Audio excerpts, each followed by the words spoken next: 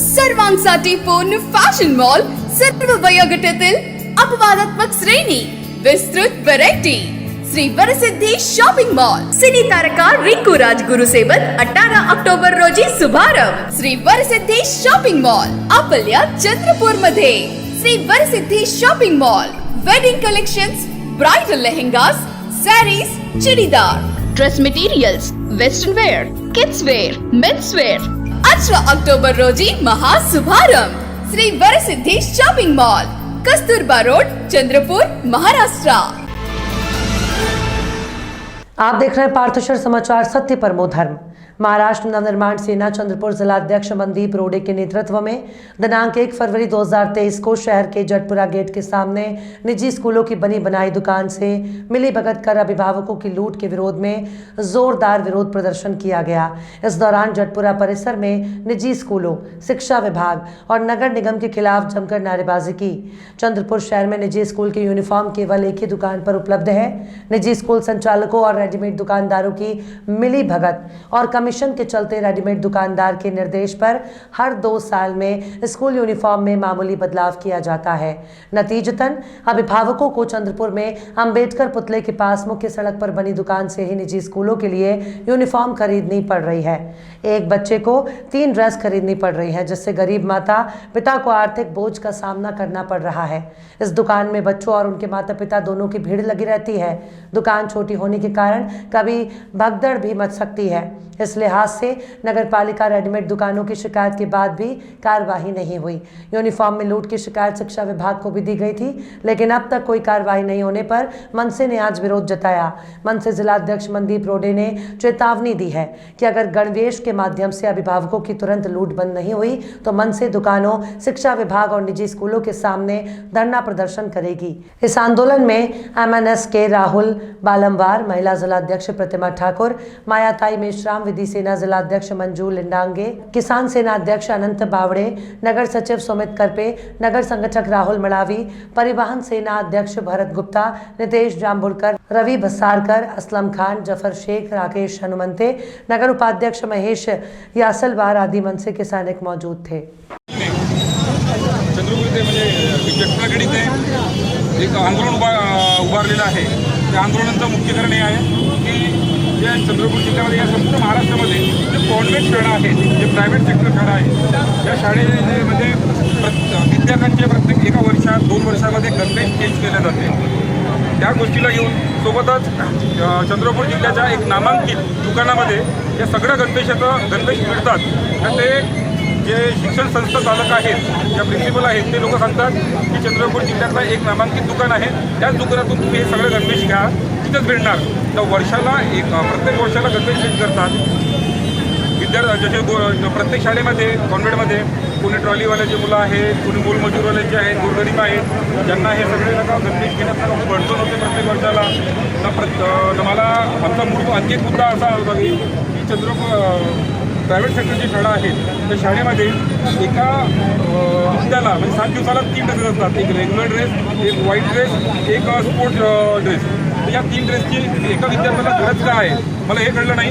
की आमच्या वेळेस आहे, आमच्या अगोदर एकच ड्रेस होता, तो 5-5, 10-10 वर्ष चालत होता प्रत्येक विद्यार्थ्यांना शाळेला. आज हे प्रायव्हेट सेक्टर जे आहेत आपल्या त्या शाळेमध्ये 3 ड्रेसेस असतात. 3 ड्रेसेस कशासाठी? एक रेग्युलर ड्रेस असतो विद्यार्थ्यांचा, एक व्हाईट ड्रेस असतो, दुसरा एक ट्रॅकसूट असतो. 3 ड्रेस कशासाठी? आता बऱ्याचशा काकूच्या म्हणजे ताईच्या वयाच्या आहेत, कोणी काकू म्हणजे सिनियर आहे, सगळ्यांना नाही का तुम्ही हे सगळं उंची पाहिलं असेल. तुम्ही ज्यावेळी शिकलात त्यावेळेस तुम्ही कधी बघितलं की 5 वर्ष 10 वर्ष कधी गणवेश चेंज झाला? तुम्हाला वाटतंय का कधी चालतं? मला माझ्या वेळेस तर कधीच चेंज नाही झाला 10 वर्षापर्यंत. तर हे जे प्रायव्हेट सेक्टर जे आहे, याची जे मनमानी आहे, ते मनमानी करून राहिलेले आहे की प्रत्येक वर्षाला गणवेश चेंज करतात. जे गोरगरीब आहेत पालक, ते 3-3 गणवेश कसे घेतील? याकरिता आपण शिक्षण विभागाच्या विरोधात, महानगरपालिकेच्या विरोधात आंदोलन उभारलेलं आहे. ते पालकांच्या हिताकरिता हे आंदोलन आहे. याच्यानंतर आपली जे आंदोलनाची रूपरेषा आहे, त्यांच्या माध्यमातून जे काही महिला भगिनी या पुरुष आलेले आहेत त्या सगळ्यांना आणखी परत कळवता नाही येणार कळवलं लागलं की याच्यानंतरचं आपलं आंदोलन एक तर शिक्षण विभागाच्या कार्यालयामध्ये राहील शाळा भरून त्याचं सन्माननीय मंत्र्याच्या घराच्या बाहेर आंदोलन करू. मी तुम्हाला एवढीच खबर देतो महाराष्ट्र मान सेनेच्या माध्यमातून आणखी सोबतच जे काही लोक आलेले आहेत तुमच्या प्रभागात, तुमच्या गल्लीमध्ये, तुमच्या वार्डामध्ये, तुमच्या गावामध्ये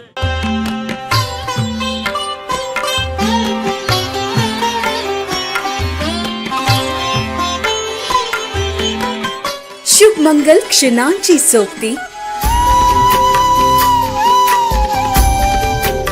लग्नोत्सव वाच्य वस्त्र खरेदीसाठी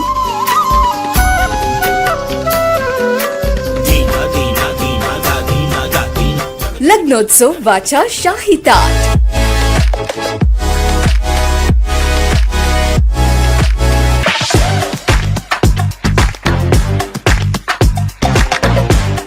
आता लग्नात असणाऱ्यांचे पणरुबाब. लग्नाच्या वस्त्र खरेदी म्हणजे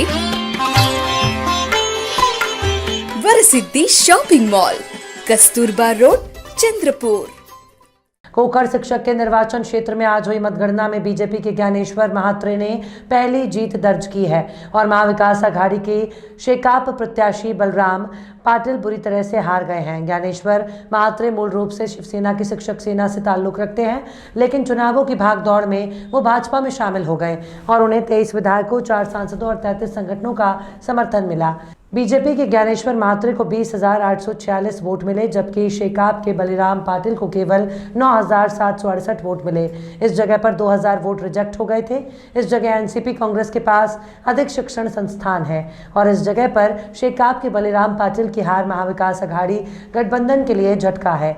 इस चुनाव में कहीं न कहीं चर्चा रही कि बलराम पाटिल बुरी तरह से हारे हैं क्योंकि एनसीपी ने बीजेपी प्रत्याशी को छुपा समर्थन दिया. जीत के बाद ज्ञानेश्वर महात्रे ने कहा कि ये शिक्षकों की जीत है और वो आगे भी उनके लिए लड़ते रहेंगे. खबर लिखे जाने तक नागपुर विभाग शिक्षक चुनाव में महाविकास आघाड़ी के सुधाकर अडबले ने निर्णायक बढ़त हासिल कर ली थी और अमरावती में पदवीधर चुनाव में महाविकास आघाड़ी के उम्मीदवार आगे चल रहे थे. वहीं नासिक में पहले राउंड की मतगणना के बाद कांटे की टक्कर नजर आ रही थी. ये विजय मेरा अकेले का नहीं, ये सभी शिक्षक गणों का ही विजय है. पिछले 6 साल से जितने भी काम मैंने किए थे उसका आशीर्वाद आज मुझे मिल रहा है. सभी आमदार, खासदार, मंत्री लोगों ने मेरे प्रचार में बहुत सारा कष्ट लिया है.